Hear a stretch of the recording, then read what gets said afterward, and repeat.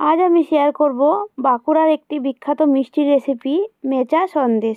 নমস্কার বন্ধুরা, সুকুমারের রান্নাঘরে আপনাদের সকলকে অনেক অনেক ওয়েলকাম। আজ আমি মেচা সন্দেশের একটি রেসিপি শেয়ার করব। তাহলে চলুন বন্ধুরা, পুরো রেসিপিটি দেখে নিন। মেচা সন্দেশ তৈরি করার জন্য আমার লাগবে প্রথমে এখানে বেসন। আমি দেখুন এখানে হাফ বাটি বেসন নিয়ে নিয়েছি, প্রায় 200 গ্রাম মতন হবে। বেসনটা প্রথমে আমি চেলে নেব। চেলে নিলে কিন্তু যে কোনো রেসিপি খুব সুন্দর হয়।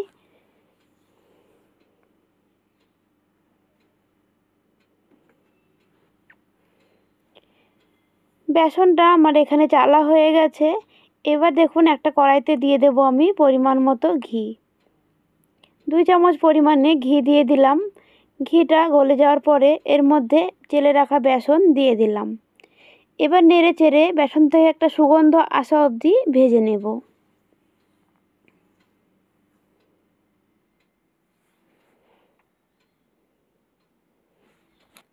গ্যাসের আঁচ কমিয়ে 2 থেকে 3 মিনিট টাইম লাগিয়ে আমি বেসন ভেজে নিয়েছি। বেসনটা ভাজা হয়ে গেছে, এবার কড়াই থেকে নামিয়ে নিলাম। কড়াইটা পরিষ্কার করে নিয়েছি। ওই কড়াইতে দিয়ে দিলাম প্রায় 100 গ্রাম মতন চিনি, দিয়ে দিলাম পরিমাণ মতো জল। চিনি আর জলের মাপটা কিন্তু এখানে সমান সমান দিতে হবে। এবার আমি দিয়ে দিলাম হাফ চামচ মতন এলাচের গুঁড়ো। খুব ভালো করে আমি এবার চাশনিটা ফুটিয়ে নেব। আর দেখুন এখানে আমি 3টে গুঁড়ো দুধের প্যাকেট নিয়েছি, এইগুলো ওই চাশনির মধ্যে দিয়ে দেব।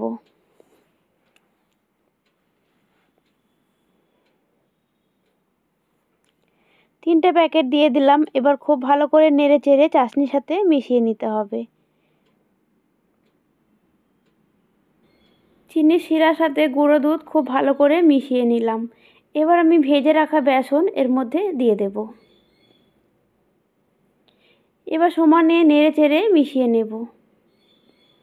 এবার কিন্তু নাড়া বন্ধ দিলে দলা পাকিয়ে যাবে। খুব ভালো করে নেড়ে মিশিয়ে নিতে হবে। নাড়তে নাড়তে এটা একটা শুকনো ডো তৈরি হবে।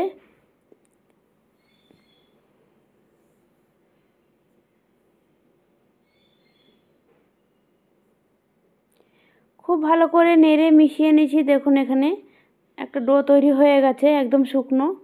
এটা এবার একটা প্লেটে নামিয়ে ঠান্ডা করে নেব।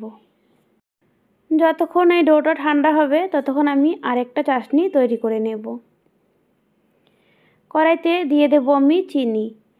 যে বাটি মেপে আমি বেসন নিয়েছিলাম ওই বাটি মেপে আমি হাফ বাটি চিনি আর হাফ বাটি জল দিয়ে দিলাম। এবার খুব ভালোভাবে একটা চাশনি তৈরি করে নেব।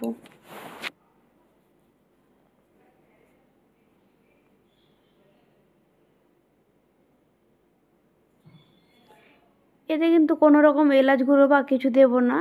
এটা একটা একতার চাশনি তৈরি করে নেব। চাশনিটা কিন্তু আমার এখানে প্রায় তৈরি করা হয়ে গেছে। আমি চাশনিটা হাতে নিয়ে একটু চেক করে নেব। একতারের কিন্তু আমার এখানে চাশনি তৈরি করা হয়ে গেছে।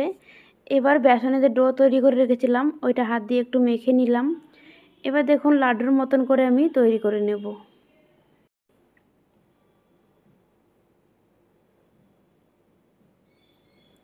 যেমন নারকেলের নাড়ু হয় ঠিক সেইভাবে আমি দেখুন সবগুলোকে তৈরি করে নেব।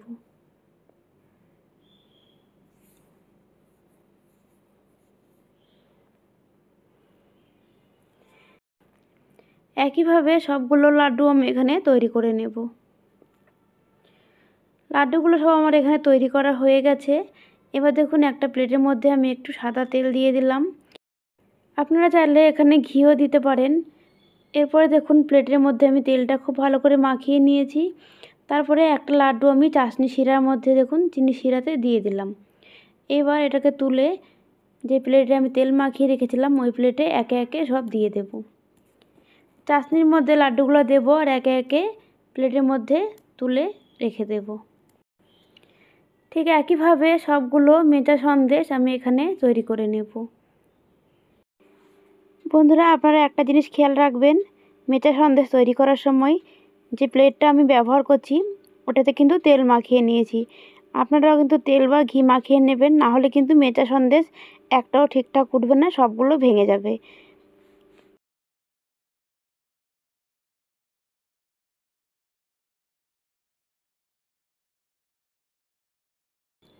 খুব বেশি কিন্তু চাশনি আমি একবারে দেব না। এবার দেখুন সন্দেশগুলোর ওপরে আমি চামচ দিয়ে হালকা হালকা করে চিনি শিরা দিয়ে দিচ্ছি। এবার এটাকে আমি রেখে দেব প্রায় 2-3 ঘন্টার জন্য। ফিরে এলাম আমি এখানে প্রায় 3 ঘন্টা পরে। মেচা সন্দেশগুলো কিন্তু আমার তৈরি হয়ে গেছে। এবার আমি প্লেট থেকে তুলে নিচ্ছি। বন্ধুরা দেখুন খুব সহজে কিন্তু বাঁকুড়ার একটি বিখ্যাত মিষ্টি বাড়িতেই তৈরি করে নিলাম। তাহলে বন্ধুরা আপনারা কিন্তু বাড়িতে ট্রাই করবেন, আশা করছি আপনাদেরও খুব ভালো লাগবে। বন্ধুরা আজকের মতো এটুকুই, আবার আসবো অন্য কোনো দিন অন্য কোনো রেসিপি নিয়ে। ততক্ষণ আপনারা সকলে খুব ভালো থাকবেন। ধন্যবাদ।